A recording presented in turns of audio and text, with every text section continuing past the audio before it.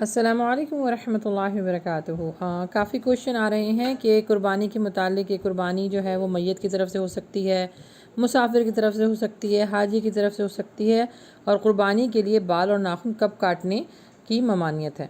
تو ان سارے کوشچن کو میں نے ایک ہی ویڈیو میں انشاءاللہ میں کور اپ کروں گی۔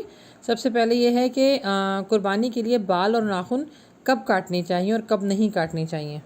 جب ذی الحجہ کا چاند نظر آ جائے تو جو شخص قربانی کرنے کا ارادہ رکھتا ہو اس کے لیے اپنے جسم کے بال اور ناخن تراشنے کی ممانعت ہے، یعنی 10 دن کے اندر اندر وہ نہ بالوں کو اور نہ ناخنوں کو تراش سکتا ہے۔ یہ حکم جو بالوں کے اور ناخن تراشنے کا ہے یہ عورتوں کے اوپر بھی لاگو ہوتا ہے، یعنی جو شخص چاہے وہ مرد ہو اور عورت ہو اگر وہ قربانی کرنے کا ارادہ رکھتے ہوں تو چاہے شادی شدہ ہوں چاہے غیر شادی شدہ ہوں، لیکن بالغ ہوں اور قربانی کر رہے ہوں تو ناخن اور بال جو ہے وہ ذی الحجہ سے لے کے اور 10 تاریخ تک نہیں کاٹ سکتے۔ یہ حکم صرف اس شخص کے لیے ہے جو گھر میں قربانی کر رہا ہو، باقی جو اور لوگ ہیں ان کے اوپر یہ حکم نہیں آتا۔ لیکن پھر بھی اگر کوئی بالغ شخص جو بالکل استطاعت نہیں رکھتا ہو قربانی کرنے کی تو وہ اپنے جیسے اللہ کے نبی کے پاس ایک شخص آیا اور اس نے کہا کہ اللہ کے نبی میرے پاس اتنا مال نہیں ہے کہ میں قربانی کر سکوں، میرے پاس کچھ بھی نہیں ہے کہ میں قربانی بھی نہیں کر سکتا۔ تو اللہ کے نبی نے فرمایا کہ ٹھیک ہے تم پھر ایسا کرو کہ ذی الحجہ کا جب چاند نظر آئے اس وقت سے لے کے 10 دن تک تم نہ بال کٹواؤ اور نہ ناخن تراشو، یہ بھی تمہیں اس کا بھی ثواب تمہیں قربانی کے برابر ملے گا۔ تو اگر جو بہت ہی جو ہے خستہ حالت ہے اور وہ قربانی نہیں کر سکتا تو وہ اس پہ بھی عمل کر سکتا ہے، انشاءاللہ اس کو قربانی کے برابر ثواب عطا ہوگا۔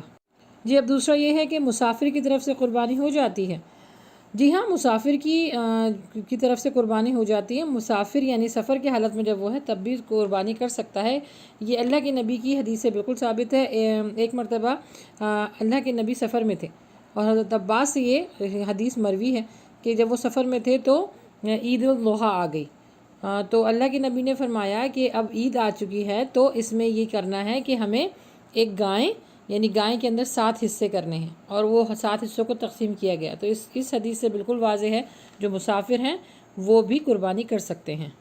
دوسرا اہم مسئلہ، میت کی طرف سے کیا قربانی ہو سکتی ہے؟ اس کے اندر علماء کا اختلاف ہے۔ کچھ کہتے ہیں کہ میت کی طرف سے صدقہ دیا جا سکتا ہے، قربانی نہیں، لیکن کچھ کہتے ہیں کہ اللہ کے نبی نے ایک مہنڈا اپنی امت کے لیے ذبح کیا تھا۔ تو اس طرح اس بات پہ جمہور کا قول یہ ہے کہ اگر کرنا چاہیں تو کر سکتے ہیں، کیونکہ اللہ کے نبی نے مینڈے کو ذبح کرتے وقت یہ نہیں کہا تھا کہ صرف زندہ لوگوں کے لیے ہے، بلکہ یہ حضرت عائشہ سے فرمایا تھا کہ چھری لاؤ اور یہ مینڈا میری امت کی طرف سے ہے، اور ذبح کر دیا۔ اور یہ بھی ہے کہ کوئی اپنی قربانی میں میت کو جو ہیں ان کو شریک کرنا چاہے تو اس صورت میں بھی علماء اس چیز کو جائز سمجھتے ہیں۔ اب آخر میں ہے کہ حاجی کی طرف سے قربانی، حج کی قربانی جو ہے وہ فرض ہے اور عید کی قربانی جو ہے سنت مؤکدہ ہے۔